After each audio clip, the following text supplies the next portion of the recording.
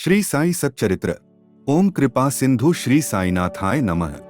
By reading each chapter of Sai Satcharitra, let us enlighten the spirit of Bhakti Bhav Chaitanya inside us. Chapter 2. In the last chapter, the author mentioned in the original Marathi book that he would state the reason that led him to undertake the work, and the persons qualified to read the same and such other points. Now in this chapter, he starts to tell the same object of writing the work. In the first chapter, I described Sai Baba's miracle of checking and destroying the epidemic of cholera by grinding wheat and throwing the flour on the outskirts of the village.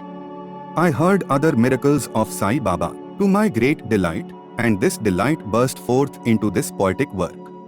I also thought that the description of these grand miracles of Sai Baba would be interesting and instructive to his devotees and would remove their sins, and so I began to write the sacred life and teachings of Sai Baba. The life of the saint is neither logical nor dialectical. It shows us the true and great path. In capacity and boldness in undertaking the work, Hemadpant thought that he was not a fit person to undertake the work.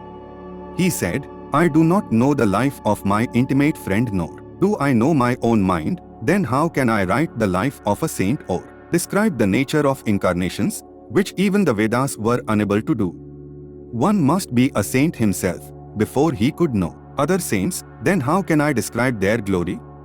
To write the life of a saint is the most difficult, though one may as well measure the depth of the water of the seven seas or enclose the sky with cloth trappings. I knew that this was the most venturous undertaking, which might expose me to ridicule. I, therefore, invoked Sai Baba's grace. The premier poet saint of Maharashtra, Shri Gyaneshwar Maharaj, has stated that the Lord loves those who write the lives of saints, and the saints also have a peculiar method of their own of getting the service which the devotees long for successfully accomplished. The saints inspire the work, the devotee becomes only an indirect cause or instrument to achieve the end. For instance, in 1778 AD, the poet Mahipti aspired to write the lives of saints. Saints inspired him and got the work done, so also in 1878 AD. Das Ganu's service was accepted. The former wrote 4 works, Bhakta Vijaya, Santa Vijaya, Bhakta Lilamrit and Santa Kathmarit, while the latter wrote 2, Bhakta Lilamrit and Santa Kathmarit, in which the lives of modern saints were described. In chapters 31, 30 to 33 of Bhakta Lilamrit and in chapter 57 of Santa Kathmarit, the sweet life and teachings of Sai Baba are very well depicted. These have been separately published in Sai Leela magazine, numbers 11 and 12, volume 17. The readers are advised to read these chapters. So also Sai Baba's wonderful Leelas are described in a small, decent book named Shri Sai Nath Bhajna Mala by Mrs. Savitribai Raghunath Tendulkar of Bandra. Das Ganu Maharaj also has composed various sweet poems on Sai Baba. A devotee named Amidas Bhavani Mehta has also published some stories of Shri Baba in Gujarati. Some numbers of Sai Nath Prabha, a magazine published by Dakshina Bhiksha Sanstha of Shirdi, are also published. Then the question of objection comes in, that while so many works regarding Sai Baba are extant, why should this Satcharita be written? And where is its necessity? The answer is plain and simple. The life of Sai Baba is as wide and deep as the infinite ocean, and all can dive deep into the same and take out precious gems of knowledge and bhakti and distribute them to the aspiring public. The stories, parables, and teachings of Sai Baba are very wonderful. They will give peace and happiness to the people who are afflicted with sorrows and heavily loaded with miseries of this worldly existence, and also bestow knowledge and wisdom both in the worldly and in spiritual domains. If these teachings of Sai Baba, which are as interesting and instructive as the Vedic lore, are listened to and meditated upon, the devotees will get what they long for, that is, union with Brahman, mastery in eightfold yoga, bliss of meditation, etc. So I thought that I should call these stories together, that would be my best upasana. This collection would be most delightful to those simple souls whose eyes were not blessed with Sai Baba's darshana. So, I set about collecting Sai Baba's teachings and expressions, the outcome of his boundless and natural self-realization. It was Sai Baba who inspired me in this matter. In fact, I surrendered my ego at his feet and thought that my path was clear and that he would make me quite happy here and in the next world. I could not myself ask Sai Baba to give me permission for this work, so I requested Mr. Madhvarav Deshpande alias Shama, Baba's most intimate devotee, to speak to him for me. He pleaded for my cause and said to Sai Baba, "This Anna Sahib wishes to write your biography. Don't say that you are a poor begging fakir, and there is no necessity to write it, but if you agree and help him, he will write, or rather, your feet. Grace will accomplish the work. Without your consent and blessing, nothing can be done successfully." When Sai Baba heard this request, he was moved and blessed me by giving me his udi, sacred ashes, and placing his boon-bestowing hand on my head said, "Let him make a collection of stories and experiences, keep notes and memos, I will help him. He is only an outward instrument. I should write myself my autobiography and satisfy the wishes of my devotees. He should get rid of his ego, place, or surrender it at my feet. He who acts like this in life, him I help the most. What of my life stories? I serve him in his house in all possible ways. When his ego is completely annihilated and there is left no trace of it, I myself shall enter into him and shall myself write my own life. Hearing my stories and teachings will create faith in devotees' hearts and they will easily get self-realization and bliss.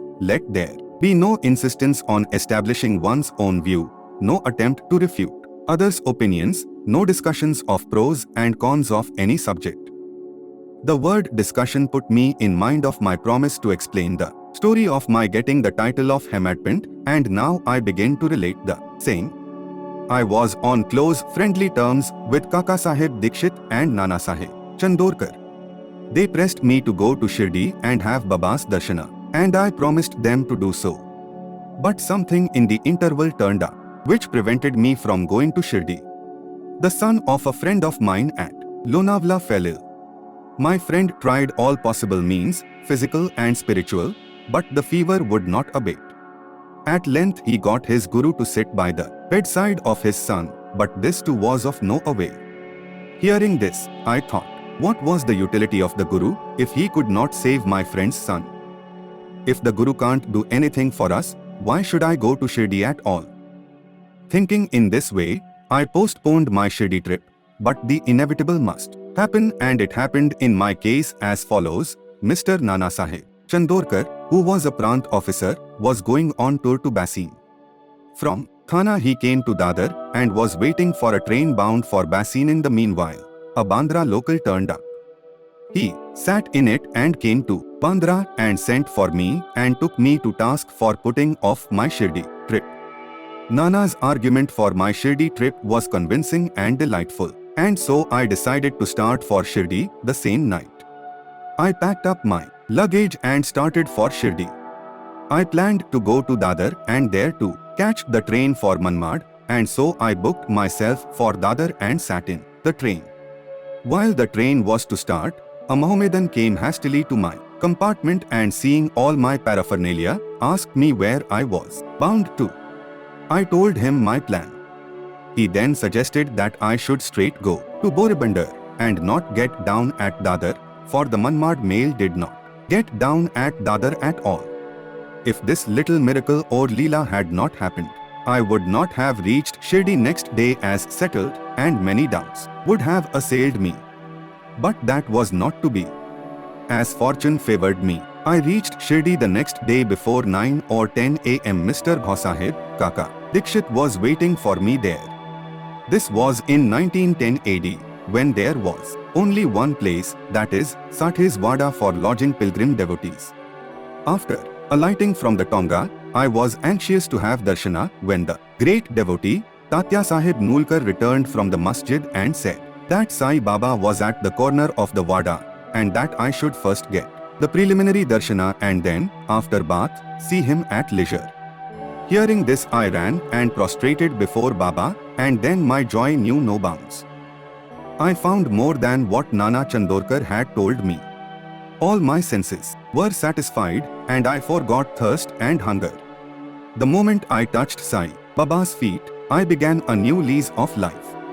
I felt myself much obliged to those who spurred and helped me to get the darshana, and I considered them as my real relatives, and I cannot repay their debt. I only remember them and prostrate mentally before them. The peculiarity of Sai Baba's darshana, as I found it, is that by his darshana our thoughts are changed, the force of previous actions is abated, and gradually non-attachment of dispassion towards worldly objects grows up. It is by the merit of actions in many past births that such darshana is got, and if only you see Sai Baba, really all the world becomes or assumes the form of Sai Baba. Hot discussion. On the first day of my arrival in Shirdi, there was a discussion between me and Bal Sahib Bhate regarding the necessity of a guru. I contended, why should we lose our freedom and submit to others?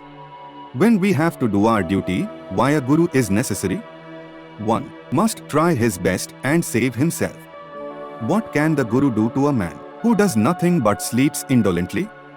Thus I pleaded free will, while Mr. Bhate took up the other side, that is, destiny, and said, whatever is bound to happen must happen, even great men have failed. Man proposes one way, but God disposes the other, contrary way. Brush aside your cleverness, pride or egoism won't help you. This discussion, with all its pros and cons, went on for an hour or so, and as usual no decision was arrived at. We had to stop the discussion ultimately as we were exhausted. The net result of this was that I lost my peace of mind, and found that unless there is strong body consciousness and egoism, there would be no discussion. In other words, it is egoism which breeds discussion. Then when we went to the masjid with others, Baba asked Kaka Sahib Dikshit the following: what was going on in the Sathes Wada? What was the discussion about? And staring at me, Baba further added, what did this Hemadpant say? Hearing these words, I was much surprised. The masjid was at a considerable distance from Sathes Wada where I was staying and where the discussion was going on. How could Baba know our discussion unless he be omniscient and inner ruler of us all? Significant and prophetic title. I began to think why Sai Baba should call me by the name Hemadpant. This word is a corrupt form of Hemadripant. This Hemadripant was a well-known minister of the kings Mahadev and Ramdev of Devgiri of the Yadav dynasty. He was very learned, good-natured, and the author of good works, such as Chaturvarga Chintamani, dealing with spiritual subjects, and Rajaprashasti. He invented and started new methods of accounts and was the originator of the Modi Marathi shorthand script. But I was quite the opposite, an ignoramus and of dull, mediocre intellect. So I could not understand why the name or title was conferred upon me, but thinking seriously upon it, I thought that the title was a dart to destroy my ego, so that I should always remain meek and humble. It was also a compliment paid to me for the cleverness in the discussion. Looking to the future history, we think that Baba's word, calling Mr. Dabholkar by the name Hemadpant, was significant and prophetic, as we find that he looked after the management of Sai Sansthan very intelligently, kept nicely all the accounts, and was also the author of such a good work, Sai Satcharitra, which deals with such important and spiritual subjects as Janana, Bhakti and dispassion, self-surrender and self-realization. About the necessity of a guru. Hemadpant has left no note, no memo about what Baba said regarding this subject, but Kaka Sahib Dikshit has published his notes regarding this matter. Next day after Hemadpant's meeting with Sai Baba, Kaka Sahib went to Baba and asked whether he should leave Shirdi. Baba said yes. Then someone asked Baba where to go. Baba said, high up. Then the man said, how is the way? Baba said, there are many ways leading there. There is one way also from here, Shirdi. The way is difficult. There are tigers and wolves in the jungles on the way. I, Kaka Sahib, asked, but Baba, what if we take a guide with us? Baba answered, then there is no difficulty. The guide will take you straight to your destination, avoiding wolves, tigers and ditches etc. on the way. If there be no guide, there is the danger of your being lost in the jungles or falling into ditches.